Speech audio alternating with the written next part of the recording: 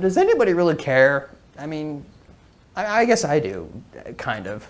Well, hello everybody, I am the film custodian. I am not in a garage that is behind a movie theater, and I definitely don't work at a movie theater. I'm not a janitor or anything like that, even though my name is the film custodian.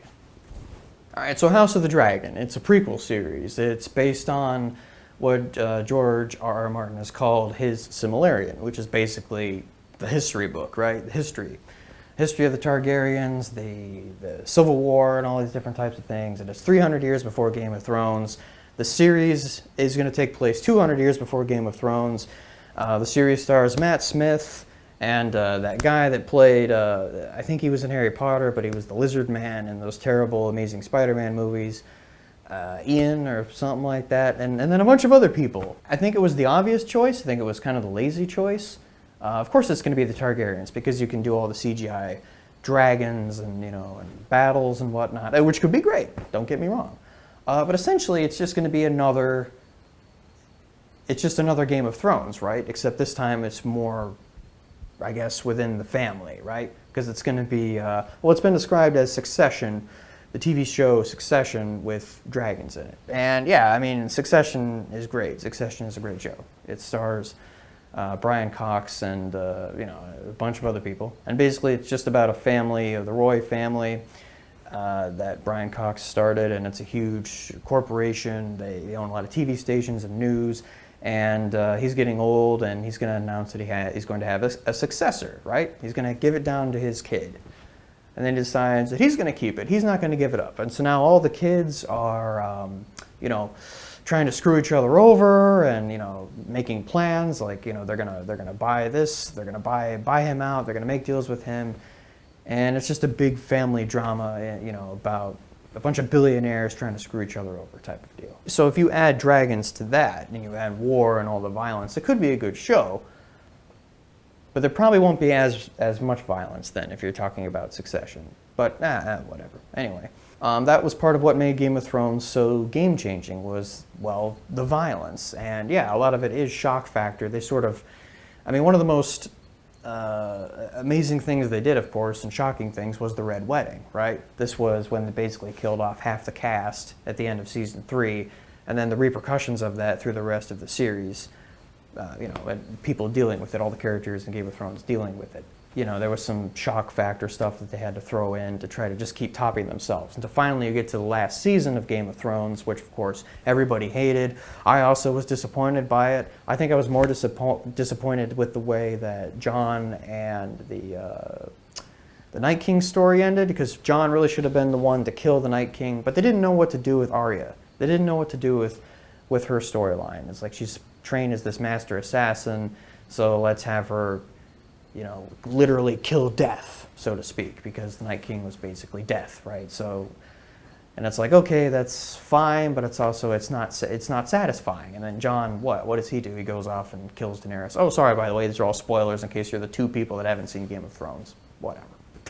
I'm actually looking more forward to the spin-off starring Jon Snow, right? Which is just going to be called Snow, because we can't come up with interesting names. I'm actually looking more forward to that. That will actually be a sequel to Game of Thrones, and you can bring in people, fan favorites. You can bring Arya back in. Well, heck, she could even be a co-star in the show. She was going to go, you know, what's west of Westeros? Well, we'll find out, and that could be cool. You know, Sansa Stark we could visit her and what she's doing in the north, and, you know, really do a sequel. And then you could even explore Bran more, and they could actually tell us what the heck his powers were, right? Because we know that he can you know, take over the minds of animals and stuff, and he can kind of see in the past or see in the future. But why does that make him important to the end of the world? I don't know. If you know, leave it in the comments below. So we've kind of seen what happens when they go off script, right? When they go off the books and they start writing their own stuff. A lot of it was good, but a lot of it was also bad, and they just didn't know how to end the show. So hopefully this time around, House of the Dragon, they have their beginning, middle, and end, and then they have the beginning, middle, and then an end, right? An actual ending. I mean, I love Game of Thrones. It's one of my top 5 shows of all time. I think the weakest season is the last season. I've actually rewatched season 5 and season 7. Those were the seasons I had a little bit of trouble with at the beginning, but no, they're great. They're awesome.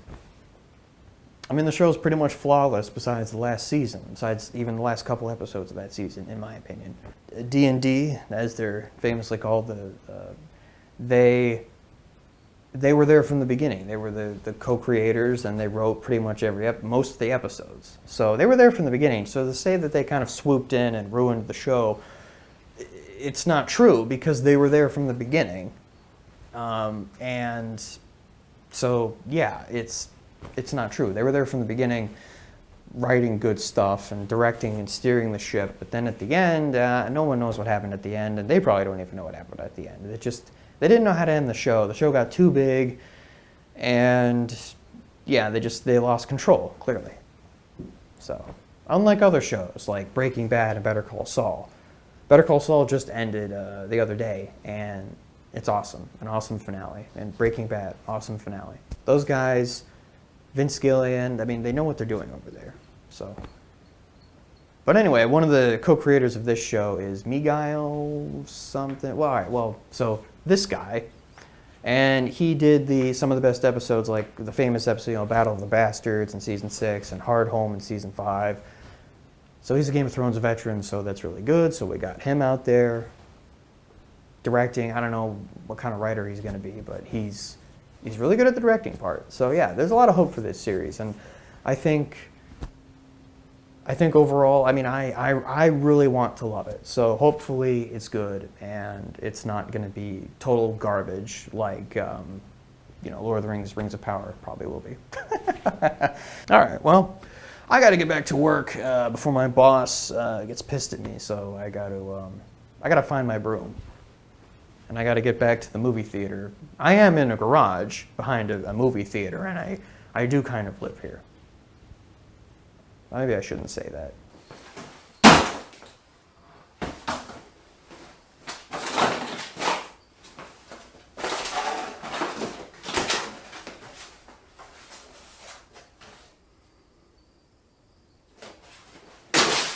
What are you talking about? This is great. We're in space.